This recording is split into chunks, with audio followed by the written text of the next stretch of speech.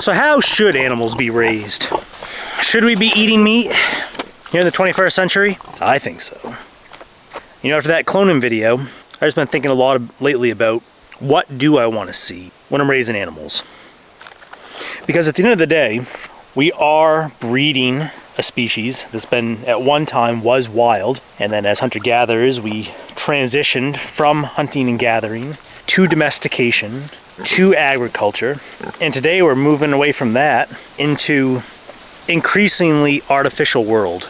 Now, there are some people out there that will argue that selective breeding is a form of genetic engineering. Mildly, you could make that case. However, if you were to take humans out of the equation, the animals would continue that natural process of breeding, which is much different than something that can only exist in a lab, cloning, artificial intelligence, robots, genetic engineering, and modification. These things only exist with human interference, with us getting our hands in the mix, playing God. So when I'm breeding pigs, I am exerting a genetic selection for traits that I want to see on my farm. For us, strength, disease resistance, mothering ability. We want really good mothers. And behavior. Lastly, it'd probably be carcass quality. But honestly, their diet and their environment will shape so much of that it doesn't seem to be such... It's not a very strong metric for me. You know, you see that carcass quality, uniformity of size, that kind of thing when you get into industrial agriculture, where animals are processed basically on a conveyor belt. There's no variation at all. They have to be able to move through this slotted system. You know, the square peg is going to fit in the square hole.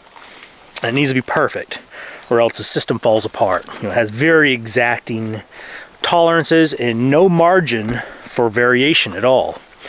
But we all know there is strength in diversity, strength in your gene pool, strength in the diversity of your environment. And that's one of those things with cloning, that you lose that diversity, genetic diversity, and you wind up in a monogenetic landscape within the individual, which isn't good for long-term development and evolution. Because there's another thing to think about too, is, which I haven't really discussed very much, is epigenetics.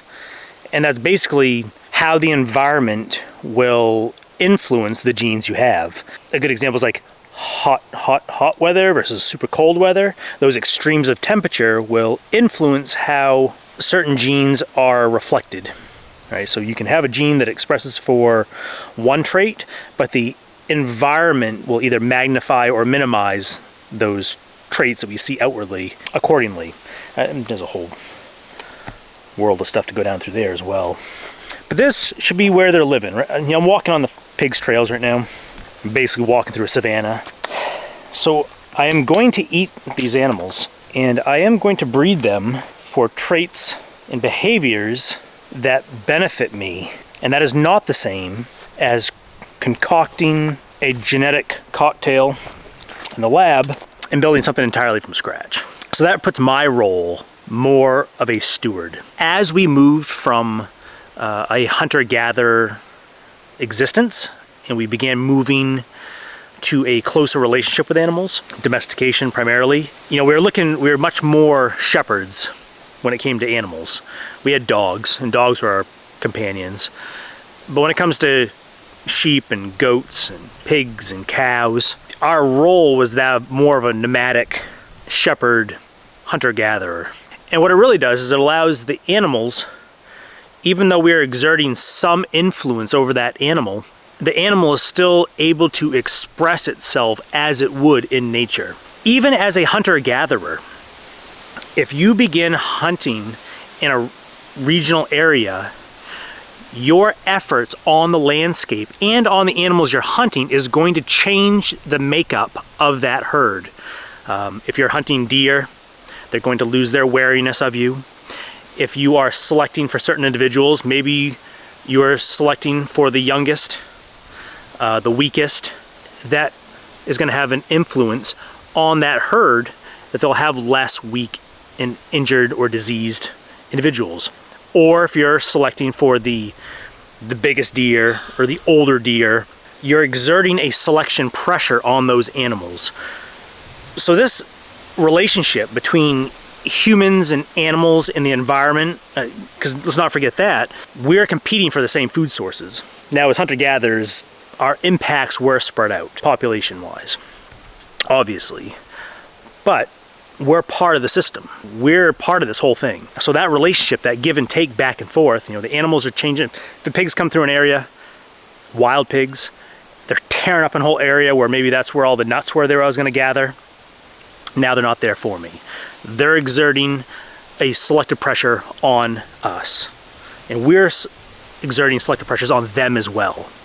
So as you go from, and this is the same for all animals, all organisms, predators exert a selection pressure on prey, and prey exert selection pressures on plants, and it all works. That's how nature works, right? So going from that hunter-gatherer subsistence lifestyle to now we have domesticated animals, and we're basically shepherds. We are still trying to maintain that semblance of nature. There's a point in time as we're transitioning from hunter-gatherers to the agricultural revolution, and this kind of in-between period where we are still nomadic, beginning to settle down. We're both foraging and hunting and fishing, but we're building these relationships with these animals and these plants and these crops that we're growing, and there's a give and take back and forth. I'm not sure what words to use to sum that up, but that to me seems to be about the damn near close to what it really means to be a human, like our place within the world. Like that's kind of where we belong, is like right there. Once we began building permanent settlements and expanding beyond there, man, there's an awful lot of good things I like about modern technology. I'm using this phone to make a YouTube video, my goodness, and to share ideas and thought, for this idea, because I don't really have any real idea. It's all kind of speculative what life was like. You would think that if life were as pristine and beautiful and idyllic as people portray hunters and gatherers, then we would have had no reason to explore agriculture and go down through the agricultural revolution. New technologies came forward, that kind of promised a better life, an easier life, a better way of doing things. And the same things happen today. Artificial intelligence, all the genetic engineering, it's like we've discovered that we could do something, and we don't ask, should we do that? We just do it. And then in hindsight, we say, geez, I don't know if that was a good call or not. And that's where we are. We're like that nomadic band of hunter-gatherer farmers facing all new technologies, and we're digging in our heels, not to sound like Luddites, but to say, hey, why aren't we asking should more often? Should we be doing this? Why are we doing this? What is it that we all want? How do we want to organize ourselves as people, and maybe not even as nations, maybe even just as the human race? What do we want? Because, that cloning article that I talked about the other day was out of China, and China loves pork, and their population's ridiculous, but there's probably no end in sight anywhere you go. So intuitively, animals should be outside, raised as close to nature as they would in the wild, for example, as possible. Humans, for that matter, should be out in the woods more, outside, living as close to nature as possible, away from their screens after you watch this video. But finding that balance where here we find ourselves, and we have all these modern technologies and this insane opportunity at life. We've never had it better, potentially, arguably, as a species. So do we, on some arguments, you've got people that are saying, okay, well, because we've advanced and we've come so far, now we shouldn't own animals at all. Everything should be grown in a lab. Lab-grown meat. There's nothing more unnatural than lab-grown meat. Or because of the benefits of industrialization and mechanization and technology, we'll just all eat plants now and forget about the landscape and just forget kind of our roots where we came from as omnivores, consuming plants and animals and fungi and bugs and soil and playing in the dirt, building fire, sitting out in a rainstorm. You know, all these things that the animals should have, humans should have, and need to have as well. You know, there's some very real mental illnesses and diseases out there. But I bet you 75% or more of them, you know, a majority, a large chunk, would probably be resolved if folks just went outside a little more often, slowed down, and stopped bickering over stupid shit. So, we gonna go for a walk? Come on. So I guess that's it. I've just been thinking about that a bunch. Oh, she's friggin' slinging me with mud. So that's probably enough tangents for one day. Animals should be raised outside to closely mimic nature as much as possible. It's good for them. It's good for the land. It's good for people. There's a much better system. You know, regenerative farming, grass-based farming.